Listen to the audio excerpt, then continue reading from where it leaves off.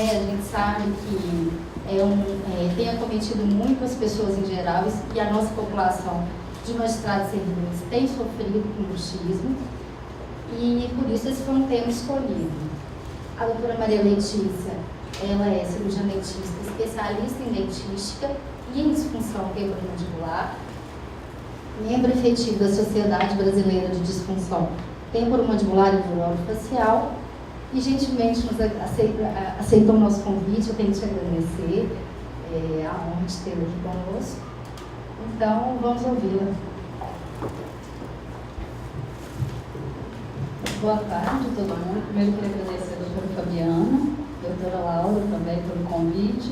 Dizer que é uma honra e também é um desafio muito grande para mim falar aqui hoje, porque eu sou clínica em tempo integral, não sou acadêmica, mas vou falar um pouquinho sobre o bruxismo, esclarecer algumas dúvidas, falar das causas, a definição, o que é o bruxismo, sintomas, que muitos deles são facilmente identificáveis pelo próprio paciente, e um pouco de tratamento também. Então, para a gente começar, eu vou falar um pouco da origem da palavra bruxismo. Tem muita gente que associa com as bruxas, relaciona a palavra bruxismo com o termo das bruxas, aí até por estar associado com a sensação de desconforto, com medo, com a dor e com o sofrimento. Mas a palavra bruxismo ela vem do grego, que a tradução é o briquismo, e aí a gente evoluiu para o bruxismo, aí, que simplesmente significado é magia. Desde muito antigamente, o bruxismo está associado ao sofrimento, e na Bíblia a gente já vê 7 passagens com a seguinte frase: ali haverá pranto e ranger de dentes. Então a gente tem 6 versículos de Mateus e 1 de Lucas. Então, desde muito antigamente, a gente associou o bruxismo com essa sensação de sofrimento, com a dor, com a angústia, a agonia. Então, por definição, de acordo com a Academia Americana de Dor Orofacial, o bruxismo é o hábito de ranger, apertar, comprimir ou encostar os dentes. E ele pode acontecer tanto no sono quanto na vigília, com a pessoa dormindo ou acordada. Ele é considerado um distúrbio do sono, uma parassonia, que é um distúrbio de movimento realizado no sono, relacionado com o sono, caracterizado por contrações involuntárias rítmicas da musculatura mastigatória, que são os músculos da face. Ele pode acontecer, então, nos 2 estados de consciência, o sono e a vigília, sendo que no sono ele ainda pode ser classificado como primário ou então secundário. E ainda em relação ao tipo de movimento, ele pode ser excêntrico, quando a movimentação da mandíbula, o ranger dos dentes mesmo com a movimentação lateral da mandíbula, ou bruxismo cêntrico, que é o apertamento dentário. A prevalência na população gira em torno de 8% na população adulta, não tendo distinção entre os sexos. Acontece com a mesma frequência nos homens e nas mulheres. Mas esses 8% podem parecer pouco, mas tem índices que falam que até 90% da população pode desenvolver algum tipo de bruxismo em algum ponto da vida. Já o bruxismo em vigília, que é o bruxismo acordado, ele é mais comum em mulheres, principalmente, podendo atingir até 20% da população. As causas do bruxismo são várias, A gente fala que é uma etiologia multifatorial. São vários fatores que podem levar ao surgimento e desenvolvimento do bruxismo. No caso do bruxismo do sono, é importante a gente diferenciar se ele é primário ou secundário para saber as causas que vão levar ao desenvolvimento. No caso do bruxismo primário, ele mesmo é a própria doença, ele não tem uma causa definida, que a gente chama de idiopático. Ele está mais relacionado com alterações de neurotransmissores, como a dopamina, serotonina e noradrenalina, que levam a distúrbios psicológicos também. Então, essas alterações nos níveis de dopamina, que são os neurotransmissores, aqui a gente tem o neurônio com a fenda sináptica, e esses neurotransmissores eles fazem a comunicação entre um neurônio e outro. No caso da dopamina, a gente tem 2 vertentes. Pode ter tanto a hipótese hiperdopaminérgica, onde o aumento da dopamina pode levar ao desenvolvimento do bruxismo, ou então uma diminuição dos níveis de dopamina pode levar a esse desenvolvimento. Isso ainda não está muito claro e ainda não se sabe aonde no cérebro, qual o lugar no cérebro que pode levar a esse distúrbio. Então tem essa vertente, né, das alterações dos níveis de dopamina, tanto para mais quanto para menos, mas isso ainda não está muito elucidado. Mas o que a gente vê de mais comum de causa são mesmo fatores psicológicos, como a ansiedade e o estresse, sobrecarga de trabalho, tensão, excesso de atividades, né, um trauma psicológico mesmo. Já no bruxismo do sono secundário, é algum outro fator que vai levar o desenvolvimento do bruxismo. Muitas vezes são distúrbios respiratórios do sono, né, a apneia obstrutiva do sono, leva a esses microdespertares durante a noite, a pessoa não chega a ter não chega a acordar conscientemente, mas tem um sono fragmentado. A síndrome das pernas inquietas, que são as mioclonias noturnas, uso de drogas, principalmente anfetamina, cocaína e êxtase, que levam ao aumento dos níveis de dopamina também. O álcool, que é excitatório do sistema nervoso central, e o tabaco. No caso do tabaco, observa uma prevalência de 2 vezes mais bruxismo em pacientes fumantes do que os não fumantes.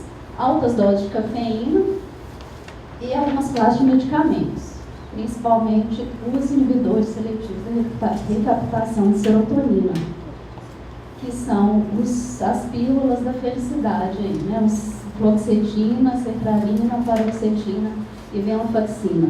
Como elas aumentam o nível de serotonina no cérebro, elas vão ter uma diminuição dos níveis de dopamina. E a dopamina é responsável por proteger os movimentos musculares, os movimentos musculares involuntários. Já no caso do bruxismo em vigília, também é o estresse e a ansiedade os principais fatores. Durante estados de concentração, no trabalho, no estudo, e às vezes até atividade de lazer, como jogar um videogame ou uma atividade de relaxamento, como fazer um tricô, um crochê, um bordado, mas você está concentrado ali, pode apertar os dentes durante esse estado de concentração. Isso é mais comum, né, em vigília, né, de dia. E durante os exercícios de força, porque para haver um aumento da potência e da força muscular, há um reflexo de ter o apertamento dentário.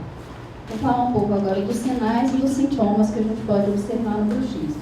É importante a gente saber que durante o bruxismo há uma parafunção, que é um excesso de função, uma sobrecarga sobre os dentes, o periodonto, que são as estruturas de sustentação dos dentes, os ossos, toda a musculatura da face e as articulações, que é a articulação temporomandibular. Durante a função normal, os dentes eles se tocam numa força de 70 kg por centímetro quadrado, durante um período de 4 a 17 minutos por dia. Isso parece ser pouco, mas os dentes eles só devem se tocar no momento que precede a deglutição. Quando a gente vai estar mastigando, vai fazer a deglutição, tem um contato dentário, aí dá o reflexo da deglutição. Durante a mastigação, o bolo alimentar ele fica entre os dentes, então não dá contato dentário. A gente toca os dentes e dá o reflexo da deglutição. Ou então durante a deglutição vazia, que é engolir a saliva, né, ao longo do dia. Então isso seria 70 quilos de 4 a 17 minutos ao longo de um dia. Isso na função normal. Na parafunção, essa força pode chegar até 400 quilos por centímetro quadrado. Então de 70 para 400 até 4 horas por dia. Então, todo o sistema ele vai sofrer com isso. Então, a gente pode observar mais facilmente o desgaste dentário, que é o mais comum e mais fácil de identificar pelo paciente. Aqui a gente observa, né, o desgaste dos dentes anteriores, dos incisivos, perda da ponta dos caninos, exposição de dentina aqui na frente também, podendo levar a sensibilidade dentária. A abertura de diastemas, que são esses espaços entre os dentes aqui, o dente pode começar a migrar, mudar de posição, ter mobilidade, começar a ficar bambo. Retrações gengivais, né, a gengiva fina, o paciente tem um perfil gengival mais fino. A gengiva pode subir por causa desse excesso de força, ou lesões de abfração, que são essas lesões no colo dos dentes aqui, onde o esmalte ele é mais fraco, então ele sofre essa sobrecarga, e os dentes, o esmalte ele vai trincando, né, e pode levar a esse tipo de lesão aqui.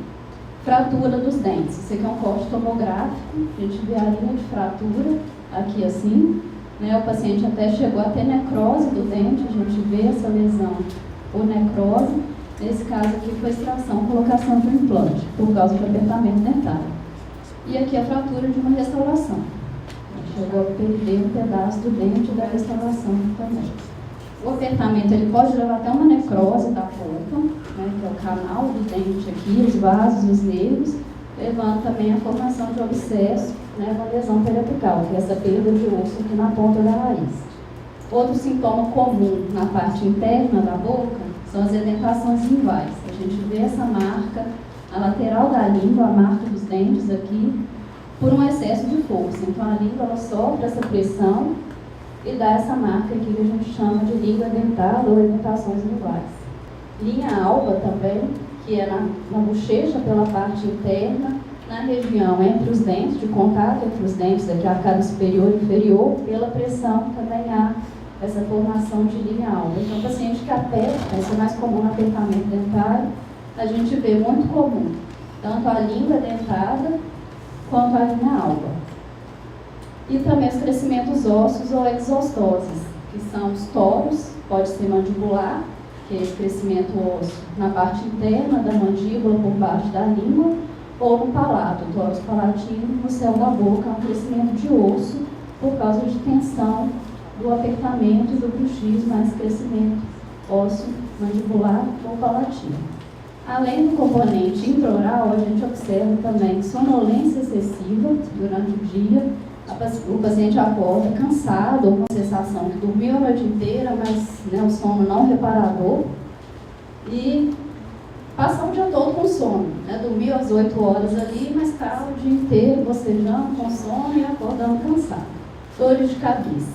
Pode ser tanto a dor de cabeça, a cefaleia tensional, que a gente observa mais a dor na lateral da cabeça, dos dois lados. Quando a cefaleia tensional é uma dor muscular, o paciente ele tem a dor dos dois lados da cabeça, principalmente no músculo temporal, ou então até o fenômeno da enxaqueca, que não é um problema muscular, ele já é um problema neurológico, mas pode ser relacionado com bruxismo e outras disfunções temporomandibular. A enxaqueca, ao contrário da cefaleia tensional, ela só acontece de um lado, ela é uma dor unilateral, ou atrás dos olhos, pode vir acompanhada de náuseas, às vezes vômito, fotofobia, que é sensibilidade à luz, sensibilidade a cheiros diferentes também, cheiros fortes, e pode ter enxaqueca com aura ou enxaqueca sem aura, que é aqueles fenômenos visuais que a pessoa vê brilhinhos ali na frente dela antes de acontecer a dor.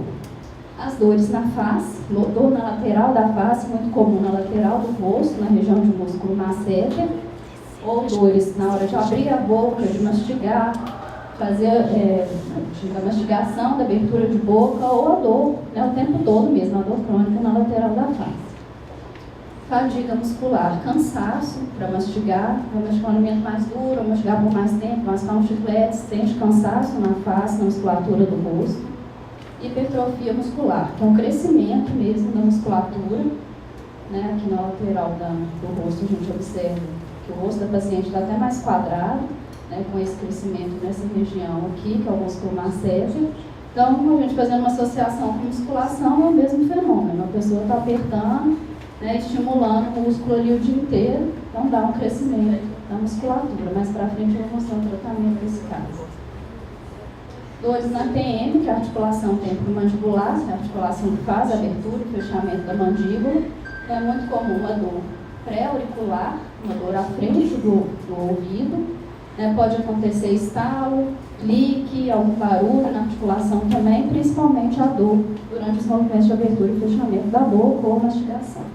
Então é bom a gente fazer uma observação que os desgastes dos dentes, eles são considerados como cicatrizes. A gente não tem como precisar o momento em que isso aconteceu.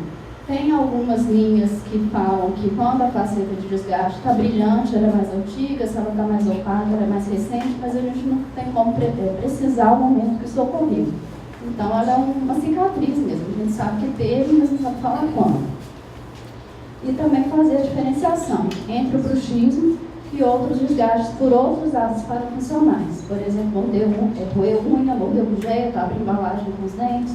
A gente pode ver que quando é no caso do bruxismo, esse desgaste é coincidente do dente de cima com os dentes de baixo. Então a gente tem uma coincidência das facetas. Quando é algum outro hábito, por exemplo, roer unha, ele é mais localizado.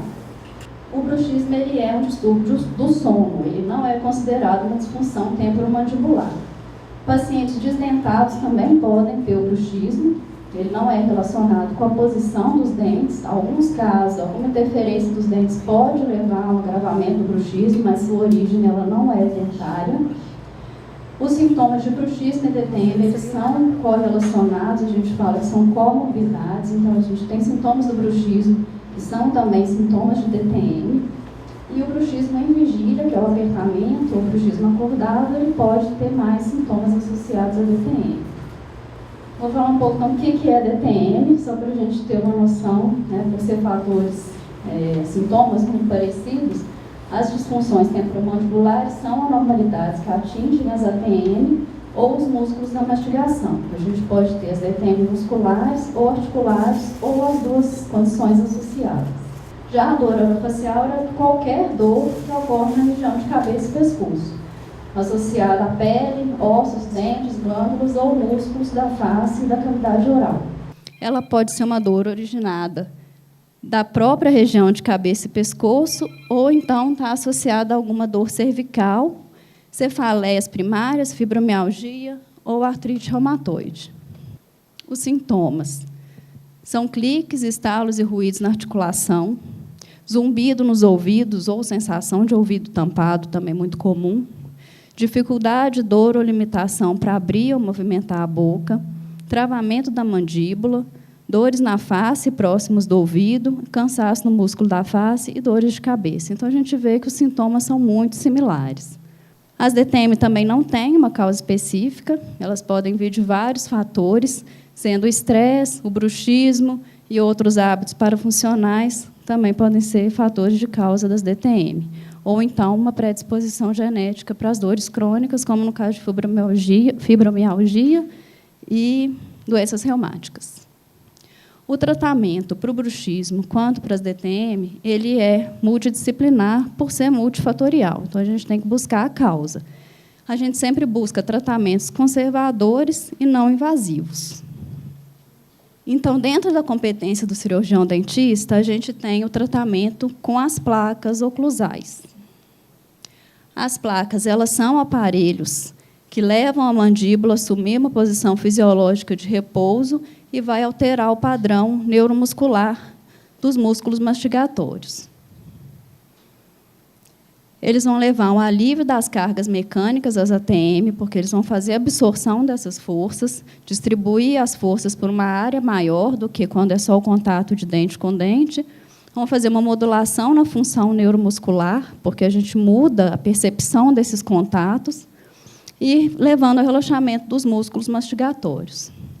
As placas têm que ser rígidas, confeccionadas em acrílico, tem que recobrir todos os dentes, mesmo em pacientes que não tenham todos os dentes, ela deve ir até o final da arcada, para ter uma estabilidade maior, ter uma superfície plana, e ela pode ser usada tanto em cima quanto embaixo, dependendo do tipo de bruxismo ou da disfunção.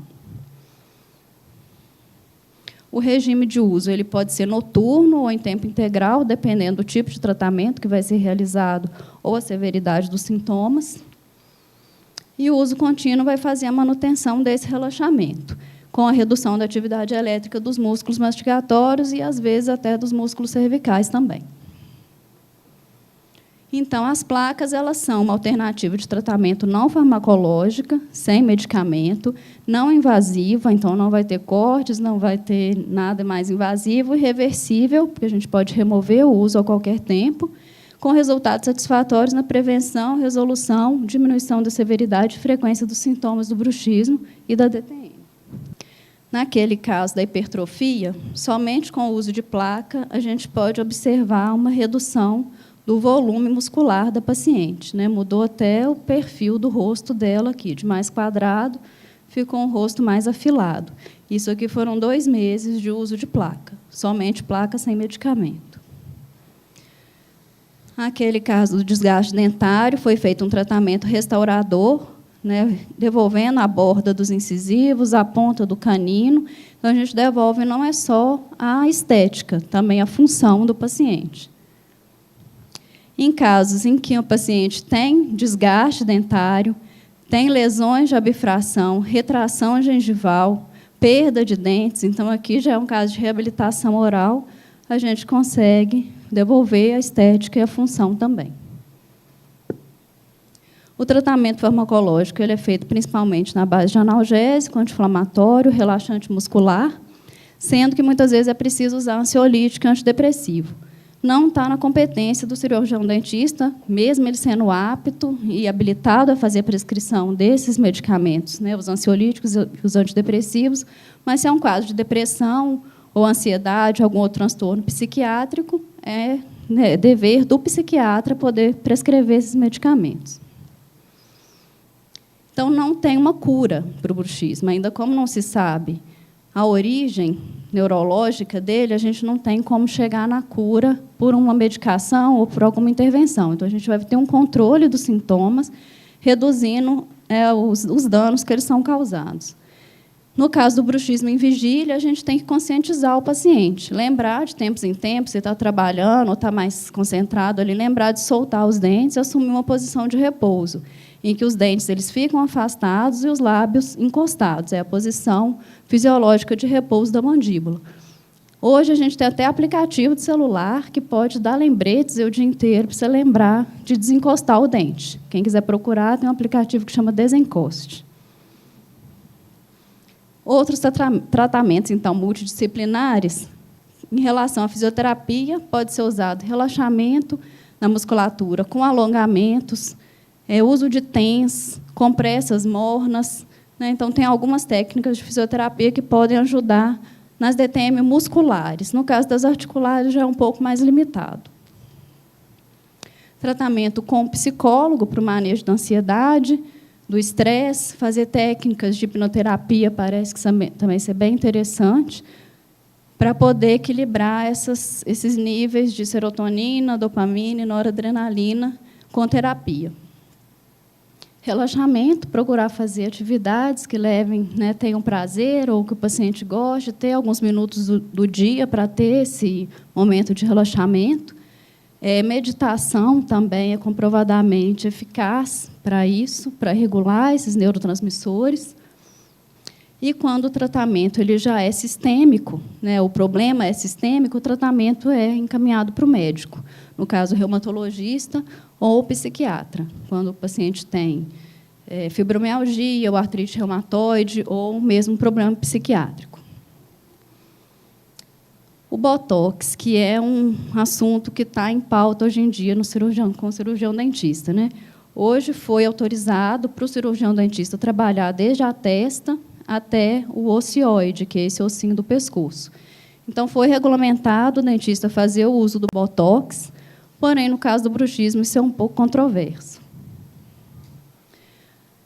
O bruxismo ele envolve todos os músculos da mastigação, e a gente tem alguns músculos que não podem ser infiltrados pela toxina, principalmente o músculo pterigóide lateral, que ele é um músculo interno e ele não pode ser infiltrado. E é o músculo responsável pela lateralidade da mandíbula, o que faz o ranger. Então, isso fica com essa restrição do uso da toxina.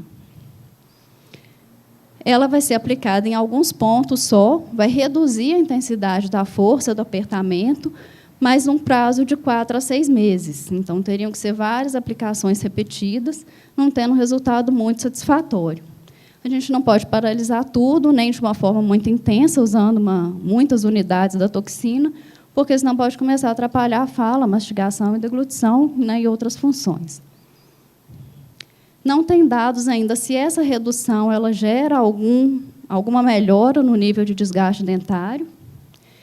E tem alguns casos, sim, que ela pode ser indicada, como o caso de paralisia facial ou assimetrias faciais, aí pode ser indicado, mas não para o caso do bruxismo específico. Mas isso ainda está em discussão, não é questão fechada ainda.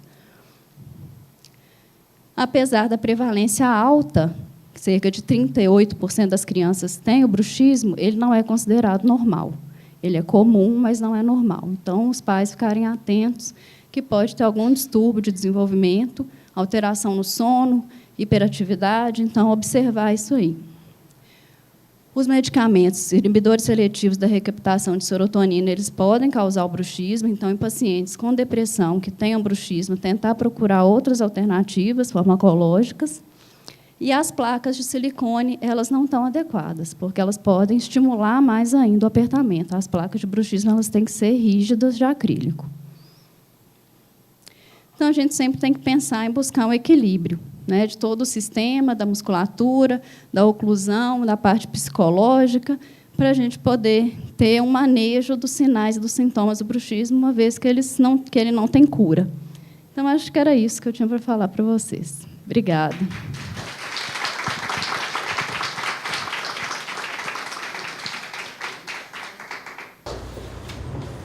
Gente, eu acho que é um assunto que muita gente tem dúvida. Eu queria te agradecer, Maria Letícia, né? E se alguém tiver alguma pergunta, aproveitar profissional especializado. Fique à vontade. Existem algumas recomendações básicas para a placa, assim, para orientar algum movimento, alguma sensação que a placa não pode causar? Ela não pode te levar a um desconforto, né? Se eu colocar a placa, sentiu que está dormindo pior, está acordando durante a noite, ou está tendo dor de cabeça, acordando com a musculatura da face cansada, tem alguma coisa errada no ajuste. Claro que nos primeiros dias, até acostumar, isso vai ser um dia de adaptação normal, né? Mas ela tem que te dar um conforto, né? Pelo menos nos primeiros dias que ela é colocada, ela tem que dar um conforto já, senão o ajuste ele não está correto. E dolorimento nos dentes, assim? A placa está apertada, né? Então ela tem que entrar justa para não sair com facilidade, mas ela não pode ficar apertada, não. Eu já tive diagnóstico de TM. Pelo que eu vejo, o bruxismo em alerta, né? Já tive tanto o nível quanto a quadrada, aquela ficar apertando. E eu não fiz um tratamento específico. Eu faço um tratamento para ansiedade atualmente e senti que desapareceu. Precisa ver isso, ver se tem uma coisa específica. O bruxismo, como ele não tem uma cura, você pode passar anos sem ter um evento, depois ter um evento de ansiedade ou qualquer outro problema, e ter o gatilho e ele desenvolver de novo. Então, ele não tem... Uma pessoa que tem a predisposição de ter o bruxismo, ela pode ter a vida inteira, passar anos de período de remissão e depois ter uma ativação de novo. Então, não está alerta. Eu senti o estalar aqui. Então, assim, o estalo, ele é quando a articulação é como se fosse um joelho. São dois ossos com uma cartilagem entre esses ossos. Quando você vai abrir ou fechar a boca e essa cartilagem sai do lugar, é quando dá o clique. Então, pode estar tendo o que a gente chama de deslocamento de disco. Aí já é uma disfunção temporomandibular mesmo, já não é só o bruxismo. O bruxismo pode levar a isso, né? Mas aí teria que ter um tratamento específico para isso. Só que a única coisa que eu fiz e continuo fazendo é um acompanhamento para a ansiedade. E eu senti que passou tudo isso. O clique sozinho, ele é um sinal. Se não tem dor, nem sempre ele precisa ser tratado. Ele é um sinal, mas não quer dizer que ele seja um sintoma com necessidade de tratamento. Mas é não ficar alerta. E melhora, assim, no futuro? Tem. Esqueci de falar isso, naquela parte do relaxamento, né, e passou batido aí, mas a acupuntura tem resultado muito bom para a disfunção muscular, principalmente dor cervical. É muito bom. A acupuntura. O bruxismo pode levar um incômodo aqui na região da dentro? Pode.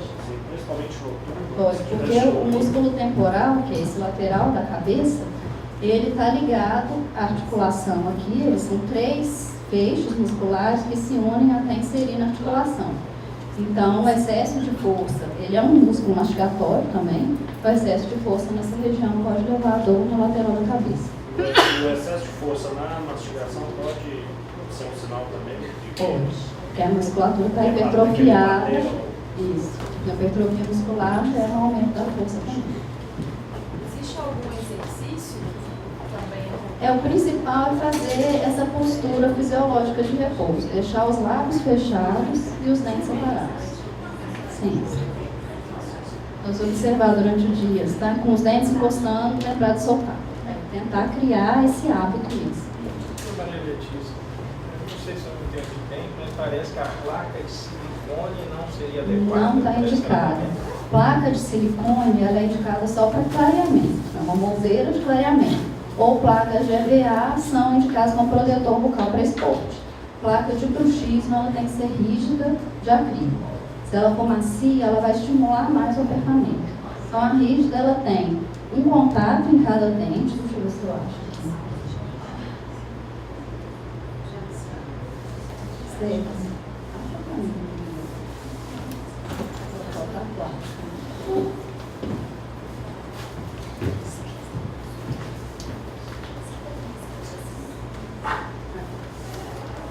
Então, aqui é uma placa rígida, ela está de acrílico, com a superfície plana, ela não pode ter a forma dos dentes, a anatomia dos dentes, ela tem que estar lisa, para permitir os movimentos da mandíbula, senão você vai travar a mandíbula, com um contato em cada dente, na mesma intensidade, na mesma distribuição dos dois lados. Isso vai levar ao equilíbrio da musculatura e o relaxamento muscular, né?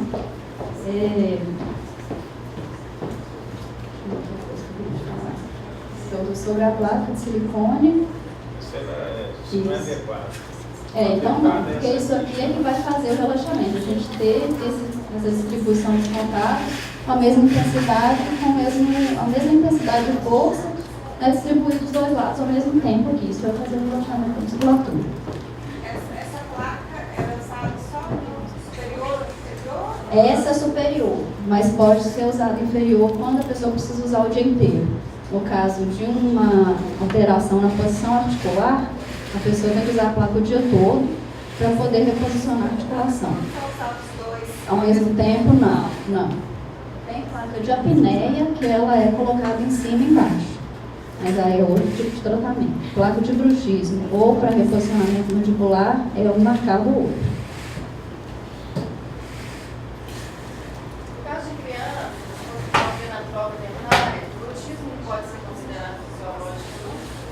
Tem essa linha, né, durante a troca dentária, há um estímulo maior, né, da atividade muscular, mas tem que ficar atento aí para ver se não está sendo nada em excesso, porque ele é comum, é muito comum nessa fase, mas a gente não considera isso normal, né? Você vai ver que praticamente todas as crianças vão ter algum grau de desgaste, né, mas tem que observar se o problema não é de algum problema psicológico ou algum outro tipo de distúrbio, né, mas é muito comum, sim. Muitas vezes não precisa fazer nada. Criança usa a placa também? Não.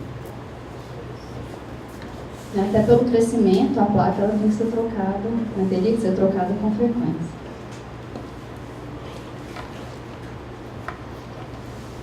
Se a gente passar por pergunta, todo mundo assinou? Vamos fazer um sorteio.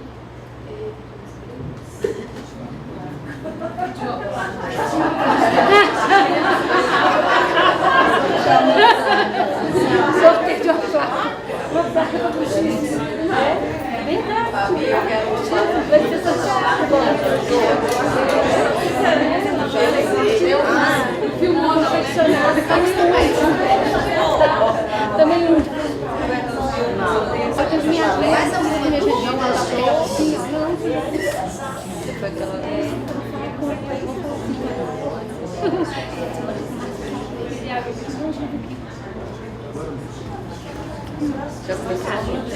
Só vou fechar ali, ó.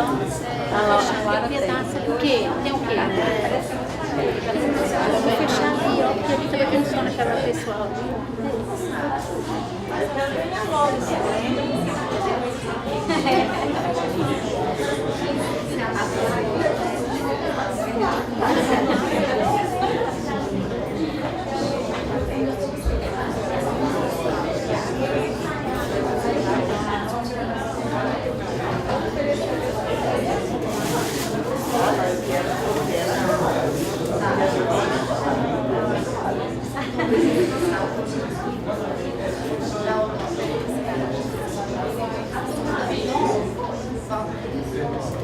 Ô, gente, a gente vai sortear uns brindes que é Colgate.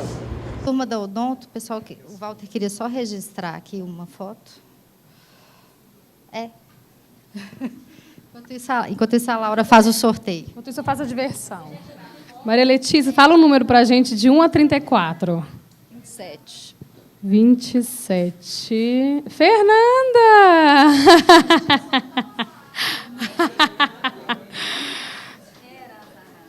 Outro número, por favor, Maria Letícia.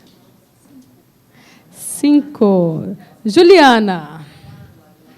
Juliana Junqueira. Obrigada. Que bom que não foi ninguém no odonto, né? Senão vocês vão falar que era marmelada.